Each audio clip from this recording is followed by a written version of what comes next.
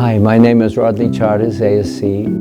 We wanted to shoot a short film testing out the whole range of LED lights from Nanlux and showing how they can be used in a variety of different situations on high-end or even feature film production.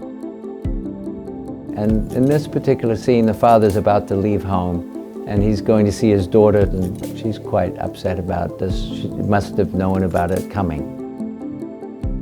So let's just take that head higher so that I don't see the head. And we should probably put one on the other side just to get a little more daylight coming in. The number one job of a cinematographer is to maintain continuity in a scene. And if you take all day to light a scene, obviously whatever's happening outside the windows is going to change, which is why also many of these scenes are built on stage where you have constancy. But if you're shooting on location, then you need to have a flexible light kit that will allow you to balance and maintain throughout the day the same amount of light.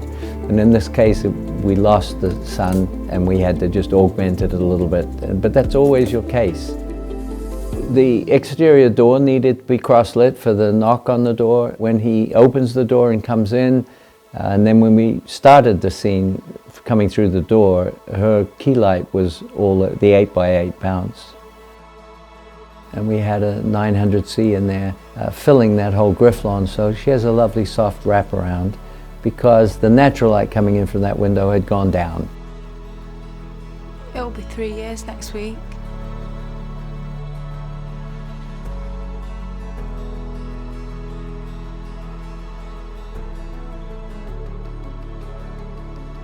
We did have a little hair light on her that was coming off the mirror, so we had a 60C pushing into the mirror above the fireplace. And then later when we turned around, we augmented that by using a light bridge, and we hit the light bridge again with a 60C, and we put it in on an arm so that it was out of frame to maintain that quality of light where her hair is just getting that little golden glow. And prior to that, we'd actually hit the mirror above the fireplace, so it was the same quality of light. We just needed to change the angle of it. So we did physically find ourselves at the end of day, so we did have to augment a little bit. We did have to put something into the background shears out through the door.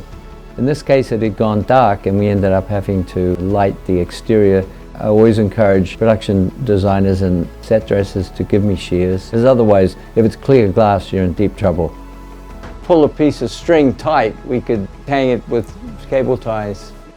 My standard approach to window light is to put a tube up so that we can get something of what's happening. As long as I get a rim on her hair, and yes, that was the 4-foot tube. One of the great difficulties in lighting a film set is hiding the lights and getting them to stay where you'd like them to play from.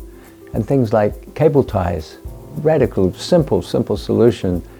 When we went for close-ups for the family picture and so on, we brought in another tube just to augment that so that we got more exposure. But overall, it's somewhat down because this is not a bright, happy moment, and this feels more appropriate for the scene. But half the battle with lighting efficiently is finding power. One of the fundamental changes has been to get LEDs that have their own lighting in them. But the fact that you can handhold it and it's battery operatable makes it very, very efficient.